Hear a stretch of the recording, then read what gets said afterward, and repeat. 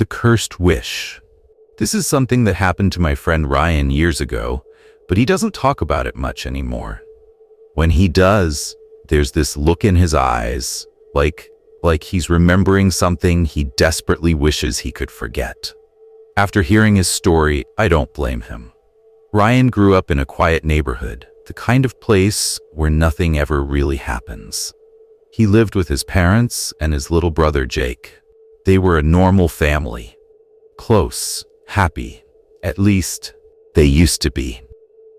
His grandfather was the odd one out, a collector of strange things. He was always traveling, always bringing home these weird antiques like old clocks, statues, relics from flea markets and estate sales. He said they had history, but some history should stay buried.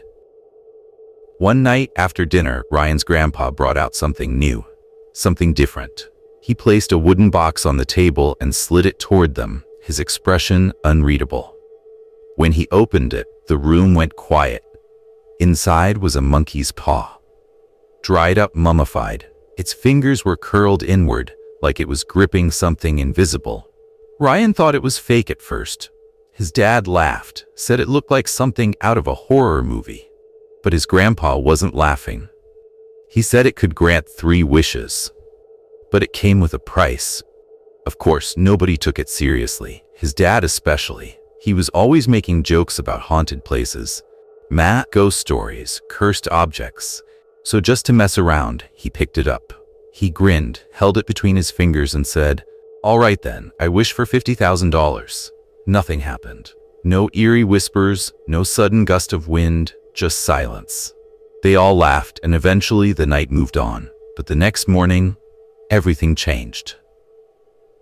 The first wish, the price of money. Ryan woke up to the sound of his mother screaming downstairs. He ran to the kitchen and found her sobbing, clutching her phone in both hands. His dad sat at the table, completely pale, staring at his own phone like he'd just seen a ghost. His grandpa stood in the corner, quiet, his face unreadable. Ryan didn't understand what was happening until he saw his dad's shaking hands. He was gripping a check. Exactly $50,000. And then he saw the headline on his mom's phone. Jake was dead. It had happened early that morning. A drunk driver ran a red light, hitting him as he was crossing the street. He died instantly. The payout was a life insurance settlement. $50,000. Exactly what his dad had wished for. At first, they told themselves it was just a horrible coincidence. But then Ryan looked at the monkey's paw, and he saw something that made his stomach drop. One of its fingers had uncurled. The second wish. Something comes back. Ryan's dad was never the same after that. He stopped eating, stopped sleeping. He just sat at the kitchen table, drinking, staring at that monkey's paw like it had whispered something to him that no one else could hear. And then one night, Ryan woke up to a sound. It was coming from downstairs, a soft, scratching noise like nails dragging across wood. When he went to check, he found his dad sitting in the dark, holding the monkey's paw in both hands. His eyes were red, hollow. Ryan didn't need to ask. He already knew what his dad had wished for. He had wished for Jake to come back. A few minutes later, they heard it. A knock. Slow, deliberate. No one moved at first. Then his dad stood up, shaking, and walked to the door. He hesitated for a moment, then threw it open. The porch was empty, but the floor wasn't. Wet footprints, bare and wrong, led from the porch into the house. After that night, things started happening. His mom swore she saw shadows moving in the hallway when no one was home. Doors creaked open on their own. The air turned ice cold, no matter how high they turned up the heat. And then, on the second night, Ryan woke up to the sound of something breathing outside his bedroom door. Not just breathing, whispering. His name, the faintest whisper, barely audible. Ryan. He buried his head under the covers, stayed that way until morning. When he finally got up the courage to check, the hallway was empty. But his bedroom door had deep, jagged scratches along the wood. The final wish, the end of it all.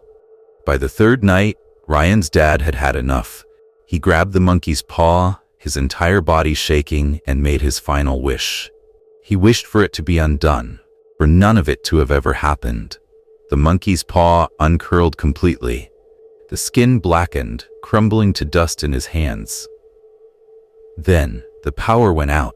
Ryan swears that in the darkness, just before everything went silent, he heard it. A deep, distorted whisper, "Wish granted." A week later, Ryan's dad was dead. The doctors called it a heart attack. Ryan doesn't believe that. After the funeral, his grandpa burned what was left of the monkey's paw.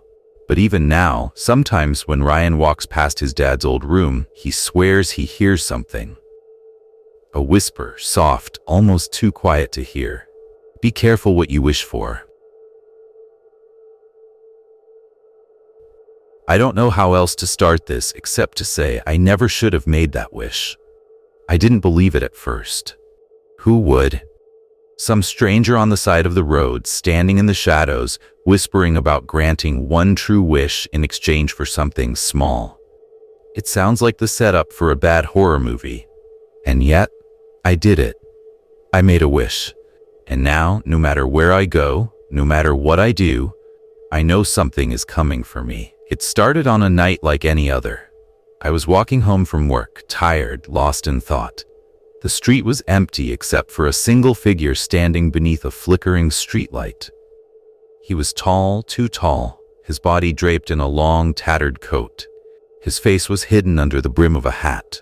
As I passed him, he spoke. His voice was quiet but heavy, like the words carried weight. "Do you have a wish?" I should have ignored him. But I was exhausted, frustrated with my dead-end job, my pile of unpaid bills, the crushing feeling that my life was going nowhere. So against my better judgment, I stopped. "What?" I asked. "One wish," he said. "Anything you desire, but there is always a price." I almost laughed, but something about him, his stillness, the way the shadows clung to him, kept me rooted in place. I don't know why I humored him. Maybe I was desperate. Maybe I was just stupid. I took a breath and said, "I wish to be rich." The man tilted his head. "Done," he said. "The price will come later." Then he turned and walked into the darkness, vanishing before my eyes. I should have known then that something was wrong. The next morning, everything changed. A letter arrived in the mail, a legal document informing me that some long-lost relative had passed away and left me everything. It felt impossible, but the paperwork was real. A house, a fortune in stocks, more money than I could ever spend. At first I was ecstatic. I quit my job. I moved into my new home. I started living the life I had always wanted. But then, the price came due. It started with whispers. At night, as I lay in my expensive new bed, I heard something moving in the house. A soft rustling, a distant creak. Then, the dreams began. I saw the man in the shadows standing at the foot of my bed, his head tilted unnaturally. His voice echoed in my mind. "Time to pay." I woke up gasping, drenched in sweat. And that's when I noticed something. The mirrors in my house, they weren't right.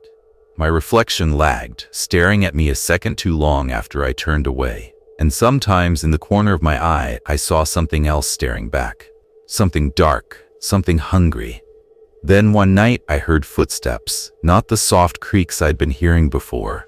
These were heavy, deliberate, coming closer. I locked my bedroom door, heart pounding. The footsteps stopped just outside. Then, a voice. "You made a deal." My breath caught in my throat.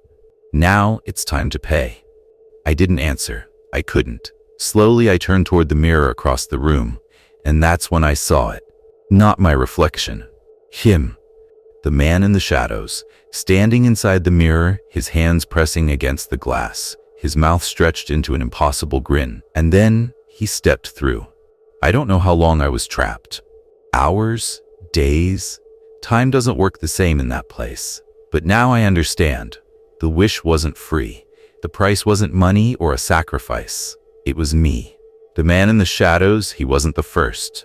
And now he's gone. Because I took his place. I stand on street corners now, beneath flickering lights, in the dark alleys where desperate people walk alone. and when they pass by, I whisper, "Do you have a wish?"